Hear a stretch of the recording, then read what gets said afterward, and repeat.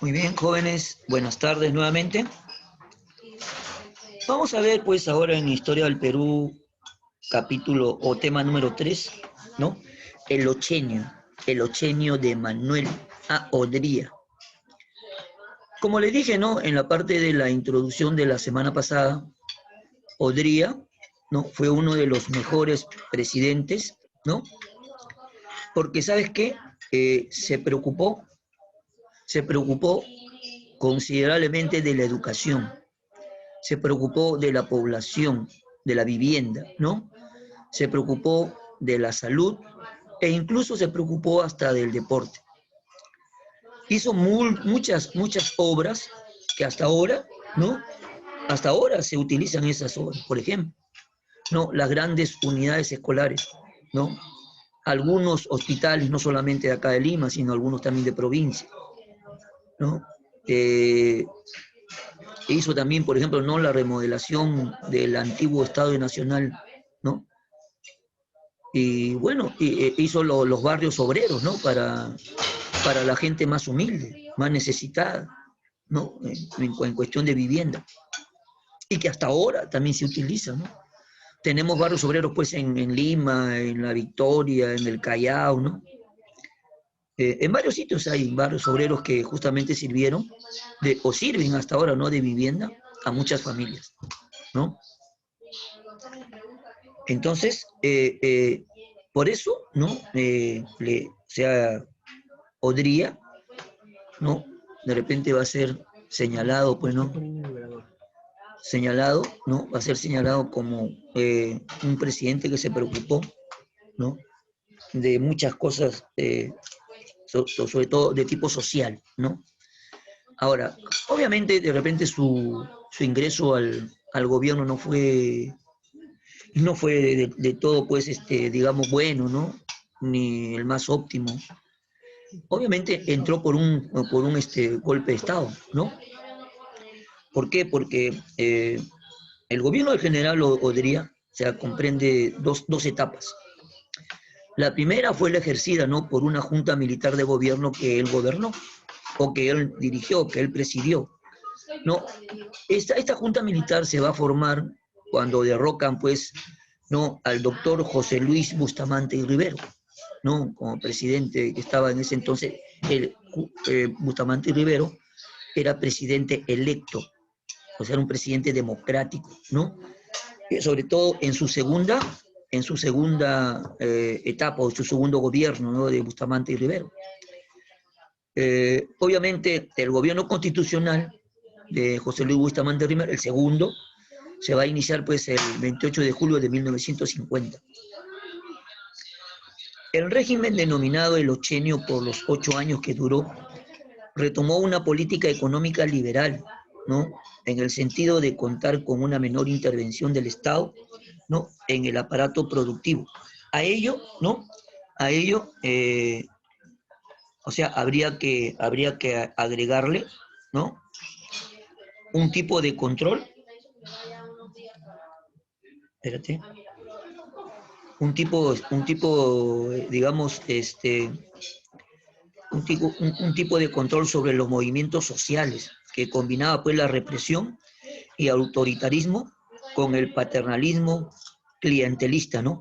Y una persecución a los políticos opositores al régimen. Su movimiento restaurador logró restablecer la oligarquía en el control del país, ¿no? Ya tú sabes que la palabra oligarquía quiere decir que no hay quien gobierne el Estado, pues, ¿no? No hay quien gobierne el país. Merecen destacarse, pues, en su gobierno la gran obra educacional, ¿no? Y de seguridad social que realizó, ¿no? Y yo te lo he anunciado. Así como también una relativa recuperación económica. Es por ello, pues, que Manuel Odría gobernó hasta el 28 de julio de 1986. ¿Cómo se va a dar, pues, el inicio del ochenio, ¿no? Se inicia, pues, con la Junta de Gobierno. Establecida la Junta de Gobierno, se gobernó en un ambiente de franca dictadura. La Junta que presidió gobernó sin parlamento. Obviamente, cuando hay un golpe de Estado, pues no hay parlamento, no hay congreso, no hay nada. No, todo se hace por decretos leyes. Se le llama, ¿no?, un gobierno de facto, ¿no?, por medio de decretos leyes, ¿no? Ahora, así pues, dicha junta se caracterizó por la violación de las garantías individuales. Para ello, contó pues con el apoyo del Decreto Ley de Seguridad Interior de la República. Esto fue en julio de 1949, que permitía la persecución política, ¿no?, de algunos partidos políticos. El APRA y el Partido Comunista del Perú fueron puestos fuera de la ley.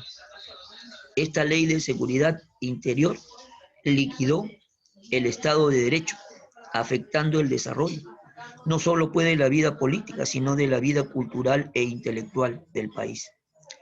La isla del Frontón, un peñón de roca de 1 kilómetro cuadrado, ubicado a poca distancia del puerto del Callao, sirvió pues de mazmorra, ¿no?, o de prisión a varios políticos, ¿no?, de ese entonces, a varios, sobre todo a los dirigentes, ¿no?, y algunos periodistas que estaban en contra de su gobierno. Mientras tanto, en las calles de Lima va a hacer su aparición el famoso carro rompemanifestaciones, ¿no?, bautizado como Rochabús. O sea, la población no le puso ese nombre en alusión pues a Temístocles Rocha, que era el ministro del Interior, ¿no? La bajada al llano. ¿De quién estamos hablando? De Manuel Audría. Manuel Audría, ¿no?, para ganarse pues digamos, el afecto de la población, convocó a elecciones en el año de 1950 para legitimizar el mandato de Audría, quien postuló a la presidencia de la República. Para ello, tuvo que renunciar a la Junta de Gobierno, por eso eso se llama pues la bajada al llano, dejando el mando de la Junta Militar al general Zenón Noriega. A pocos días de las elecciones, estalló en Arequipa una manifestación de protesta entusiasta y algo desordenada, provocada pues por estudiantes y universitarios. Para ello también el 13 de junio de 1950, los arequipeños, ¿no?, tomaron su plaza de armas, improvisaron por unos días una junta de gobierno y prepararon barricadas para enfrentarse a las fuerzas del orden. Francisco Montajo fue la figura de los rebeldes, el cual fue nombrado por los arequipeños líder de la efímera Junta de Gobierno de junio de 1950. Los militares impusieron el orden y todo pues volvió a la normalidad. El general Ernesto Montañez, candidato a las elecciones por el denominado Partido Liga Nacional Democrática y el único rival de Audría en las elecciones, fue acusado de instigar el movimiento de Arequipa y de ser apoyado por los apristas. Entonces, el Jurado Nacional de Elecciones anuló su inscripción y Montañez fue apresado y luego enviado al destierro. O sea, fue botado del país. Eso se llama destierro. Te destierran, te botan de un sitio, ¿no?, y te mandan lejos de tu país. Las elecciones quedaron con un solo candidato. O sea, el ganador, ¿quién era? Manuel Audría, ¿sí? Pero ahora sí, pues ya es decretado de manera constitucional como presidente de la República del Perú. En el aspecto interno, ¿no?, en el Decreto de Seguridad Interior de la República se estableció la pena del destierro y cárcel, siendo los comunistas y los apristas los más afectados. Dicha ley suspendía las garantías individuales con la cual el gobierno se encontraba en libertad de allanar domicilios, arrestar, encarcelar, desterrar, etcétera, solo por una simple denuncia, debiendo el acusado probar su inocencia. El 3 de octubre de 1948, una rebelión estalló en el Perú, ¿no?, durante el gobierno de Bustamante. La rebelión fracasó, pero se emitió un decreto que acusó al APRA como el gran responsable. En consecuencia, el partido político fue declarado ilegal y se ordenó juzgar a los responsables de dicha rebelión, en especial a su líder, Víctor Raúl Haya de la Torre. Se emite una orden de arresto. Haya de la Torre no se reporta ante las autoridades y éstas no logran dar con su paradero. Posteriormente se conoce que el líder aprista ha logrado ingresar a la Embajada de Colombia, en la cual va a permanecer 63 meses. Esos 63 meses divídelo entre 12, ¿no? Que tiene cada año. O sea, tiene más de 5 años, ¿verdad? 5, 6 años, casi, ¿no? 6 años. Desde 3 de enero de 1949 al 5 de abril de 1954, hasta lograr pues, que se le reconozca el derecho de asilo político y su respectivo salvoconducto para poder salir del país. También se produjeron encarcelamientos y persecuciones perpetrados por la policía secreta, a cargo del ministro de Gobierno, Alejandro Esparza Zañartu, quien fuera destituido luego de la protesta en Arequipa en diciembre de 1955. En el aspecto económico, tenemos, ¿no?, bastantes cosas, como te he ido anunciando, ¿no? En el aspecto económico, por ejemplo, la bonanza económica se produce durante la coyuntura mundial de la Guerra de Corea, que estimuló la inversión extranjera y el crecimiento de las exportaciones peruanas como el algodón, el azúcar, metales y la lana, ¿no? En 1949 se contrató la misión Klein, o sea, Julius Klein, que recomendó un tipo de cambio libre y el bajo nivel de impuestos, la repatriación de ganancias de las empresas que intervenían pues en el Perú a su país de origen, siendo el Estado protector. Dictó leyes en beneficio de las propiedades e inversiones nacionales y extranjeras, no subsidiar la industria y eliminar los controles de precios y cambios. También se promulgaron el Código de Minería en 1950, el cual redujo los impuestos de exportación y exoneró el pago por importación de equipos, la Ley del Petróleo en 1952, la cual impulsó la explotación del crudo, y la Ley de la Industria Eléctrica en 1955, la cual completa el proceso de industrialización. Así pues, la política industrial del gobierno va a ser la exoneración tributaria. Fue notoria la presencia norteamericana en la economía, debido pues al retiro del control de yacimientos mineros y las actividades de explotación petrolera. En consecuencia, hubieron operaciones mixtas. O sea, ¿por qué mixtas? Porque habían extranjeros y nacionales, ¿no? Los extranjeros traían pues el capital, la maquinaria y supervisaban, ¿no?, técnicamente todo esto, mientras que los nacionales, al contar con el conocimiento del mercado local, brindaban a los extranjeros los diversos contactos y conocimientos para tratar con las dependencias gubernamentales y los sindicatos. Hechos y obras, ¿no? Con su lema, ¿no?, Odría, salud, educación y trabajo, se realizó una política social donde también no se pronunciaba de la siguiente manera. Él decía, pues, hechos y no palabras, ¿no? Era su voz popular. Él no hablaba mucho, pero sí demostraba con hechos todo lo que hacía, pues, ¿no? Ahora, este hechos y no palabras, que consistía en una ampliación de infraestructura y la cobertura de servicios públicos, se destinó a la educación el porcentaje presupuestal más alto del siglo XX.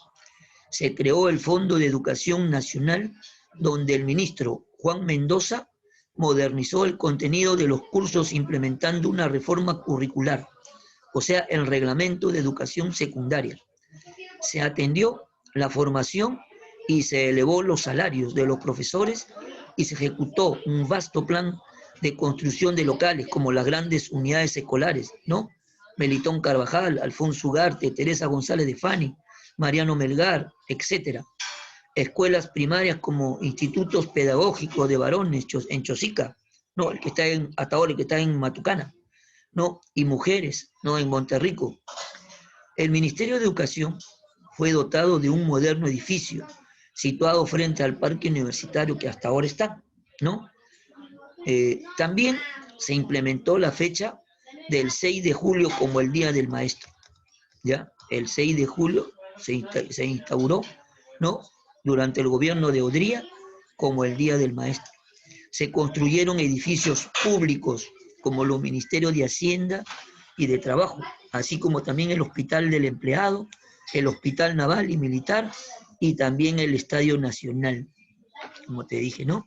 En el ámbito social, el régimen de Odría desplegó una amplia y permanente labor en beneficio de los sectores más necesitados, en particular de aquellos ubicados pues en los populosos o en las populosas barriadas capitalinas.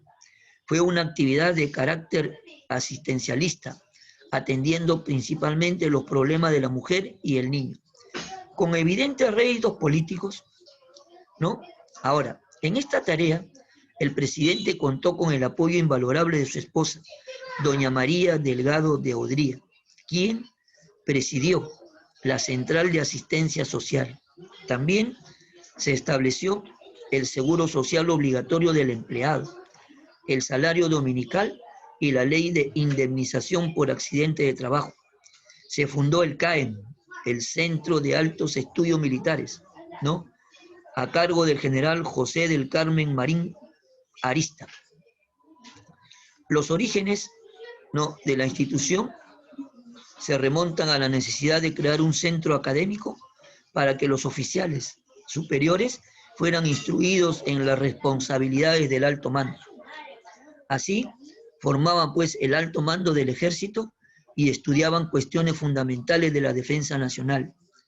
Los enunciados del CAEM eran las ideas, se exponen y no se imponen, así como aquella admonición que un director del centro hiciera a sus alumnos: no tengáis miedo a discrepar. Lo importante es fundamentar la discrepancia y ese será el inmenso valor de vuestra colaboración, ¿no? La medida más importante fue el otorgamiento del derecho de sufragar a las mujeres. Antiguamente, pues, las mujeres no podían votar, no tenían ni voz ni voto. A partir de 1955, ¿no?, ya las mujeres tenían derecho a votar hasta hoy, pues, ¿no? Migración. El país, ¿no?, desde los años 40 vivió una intensa explosión demográfica. Se empezó pues a reducir la tasa de mortalidad infantil, se mantuvo una relativa alta tasa de nacimientos y se empezó a controlar los estragos de las principales enfermedades infecciosas con medidas como las inmunizaciones y las construcciones de sistemas adecuados de agua y desagüe.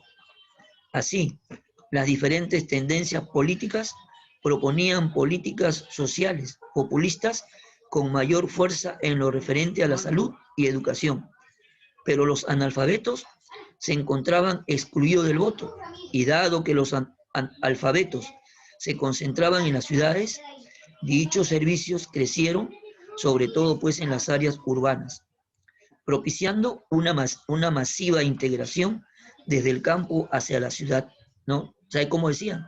Me voy a Lima, ahí en Lima hay todo. Me voy a Lima, y todo el mundo se venía a Lima y pues inundaron Lima de todo, ¿no?, de todas las provincias, ¿sí?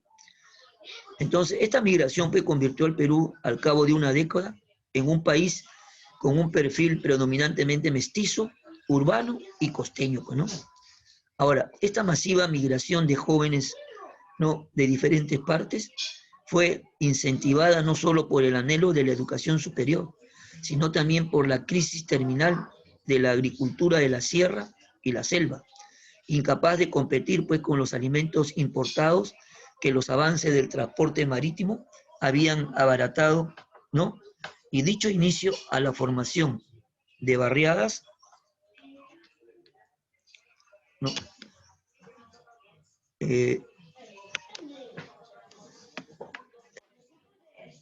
O sea, las barreras eran muy precarias, pues, ¿no? Alrededor del capital, ¿no?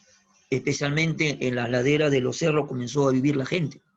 Así pues, el origen de la primera barriada en Lima se remonta pues a la invasión, ¿no? Del famoso Cerro San Cosme, allá por el año de 1946. De esta manera, ante la creciente migración, su nulo acceso a créditos bancarios, el comercio ambulatorio, etcétera, crearon la impresión de que Lima se desbordaba, o sea, desborde popular, que luego el presidente Belaúnde bautizaría pues con el eufemismo del pueblo jóvenes. En este proceso, ¿no?, aparece el personaje del mestizo ilustrado, hombres provenientes del mundo campesino, cuyos padres no tuvieron una formación académica, eran ahora pues normalistas, o sea, profesores secundarios, abogados, ingenieros, etc. A este proceso se le denominó cholificación. Mira el término no despectivo que le habían puesto. Cholificación, es decir, la incorporación de la población campesina a la urbe. El cholo era el antiguo indígena que gracias pues a su educación y al esfuerzo personal había ascendido socialmente y logrado una integración parcial a la sociedad urbana. Esta cholificación terminó creado pues por Aníbal Quijano. Comenzó a cuestionar los roles sociales adscritos a las razas. Y bien, en todo este acontecer, ir y venir, pues, ¿no?, durante el gobierno de Odría, obviamente, tú sabes que todos los presidentes pues tienen que promulgar, ¿no?, las elecciones siguientes, ¿no? Entonces, aquí se va a dar esto, pues, ¿no? Se van a dar las elecciones de 1956 y las nuevas fuerzas políticas que van a aparecer. A finales del gobierno de Ordría, surgen nuevas fuerzas políticas y otras que se fortalecen. Por ejemplo, surge la Coalición Nacional de Pedro Rosselló, apoyado pues por la industria de la construcción. Aparece el Partido Demócrata Cristiano, liderado pues por Héctor Cornejo Chávez, que le decían el gato, ¿no? Aparece el Frente Nacional de Juventudes Democráticas, creado por el gran Javier Alba Orlandini, que lanzó la candidatura pues del gran, ¿no?, arquitecto Fernando Belaúnde Terry. Aparece el Movimiento Democrático Pradista, no, Movimiento Democrático Peruano, de Manuel Cisneros y Javier Ortiz de Ceballos, que apoyó la candidatura de Manuel Prado Ugarteche. El Partido Restaurador, luego sería bautizado como Unión Nacional Odrista, el cual apoyó la candidatura del doctor Hernando de la Valle. El candidato oficialista, Hernando de la Valle, representante de la Alianza Oligárquica Militar, ofrece a los apristas el retorno a la legalidad. Manuel Prado Ugarteche, el representante de la fracción nacional de la oligarquía, les ofrece el cogobierno y es elegido con el 45% de los votos. Surge así pues la alianza política conocida como la convivencia entre los apristas y los pradistas, ¿no? Sin embargo, en estas elecciones apareció un nuevo protagonista, el joven arquitecto Fernando Belaúnde Terry, quien con una breve campaña alcanzó el 36% de los votos, ¿no? Muy bien, el desenlace de todo esto, ¿no?, se ve en el siguiente capítulo, ¿no? Siguiente capítulo que vamos a tratar de la convivencia y la Junta Militar de 1963. ¿Sí? Muy bien. ¿Alguna pregunta, alguna duda, alguna inquietud? No, profesor, ninguna. No, profesor. Muy bien. Saquen su separatita, por favor, para resolver la práctica.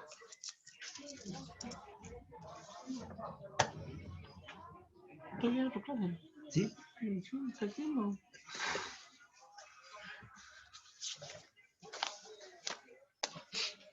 ¿Listos? Porque tenemos 6 minutos y 50 segundos. Dice, la primera, la misión Klein, que asesoró a Odría desde el año de 1949 hasta 1955, propuso El Libre proteccionismo comercio y económico. reducción de la intervención estatal.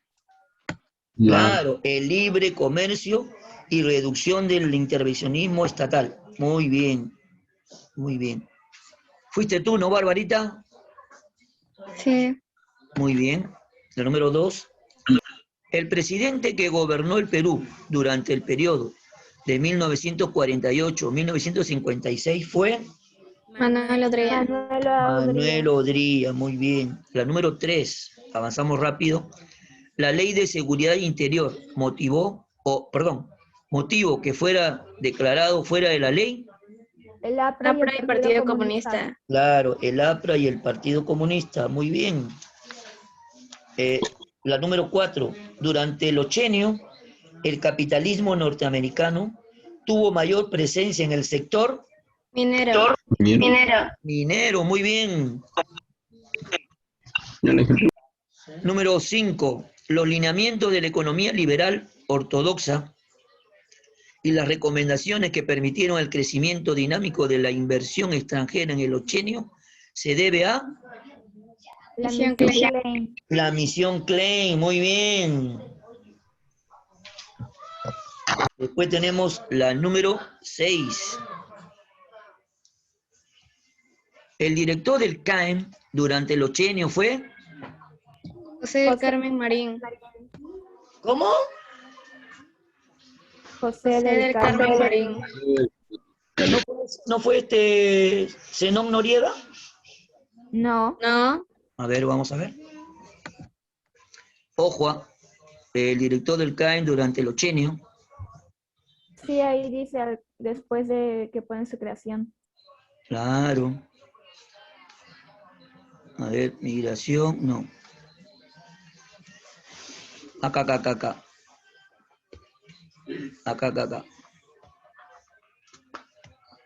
Acá. Se fundó el CAEM, Centro de Altos Estudios Militares, ¿no? 1950, a cargo del general José del Carmen Marín. Muy bien. Ahí está, ahí dice, pues, ¿no? Ahí está, José del Carmen Marín.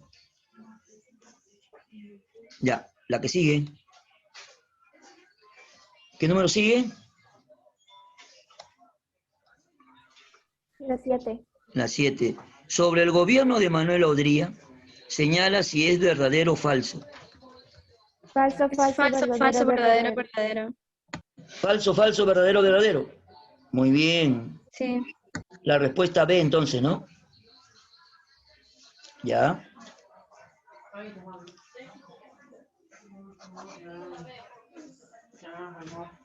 ¿Te vas, hijito? Ya, chao, mijito, ¿no? Chao, cuídate, ¿ya? ¿Ya? Fue el principal opositor del régimen dictatorial del ochenio. Ernesto Montagne. ¿Montañe o Haya de la Torre? Ernesto Montagne. Ernesto Montagne. Es su único opositor. Claro, o sea, ¿por qué era el principal opositor? Porque era el único. No, porque era el principal opositor, digo. ¿En qué sentido? ¿Durante las elecciones? ¿Durante su gobierno? Durante las elecciones. Ah, ya. Eso está, hay que explicarlo así. Muy bien. Fue el único opositor que después lo sacaron, bueno. Lo sacó el Jurado Nacional de Elecciones y lo declaró pues ¿no? La otra, la número, durante el ochenio surgieron nuevos partidos políticos, siendo uno de ellos Democracia Cristiana. Democracia Cristiana, muy bien. Y el último, dice, fue la primera barriada de Lima. San Cosme. San Cosme, pues el cerro, ¿no? El popular Cerro San Cosme, ¿no? Ese fue, pues, ¿no? Bien, se acabó. Sí. Dime, ¿Cuál era la 7? las 7, 6, 7, allá, la B. Respuesta a la B. La 8. La Yo 8, creo que Ernesto Montaña. La 1. La 1, la A. Claro. La 1 es la, exactamente.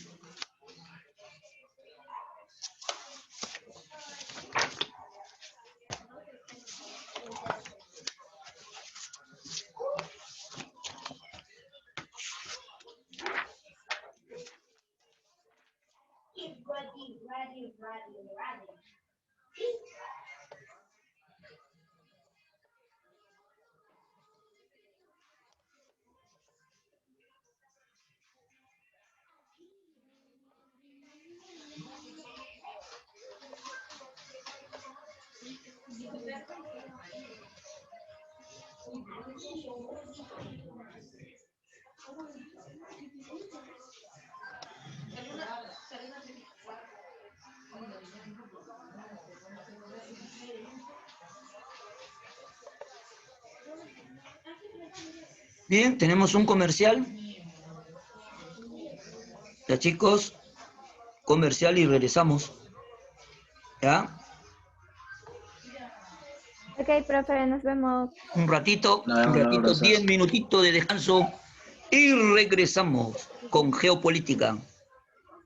Ok, profesor. ¿Listo?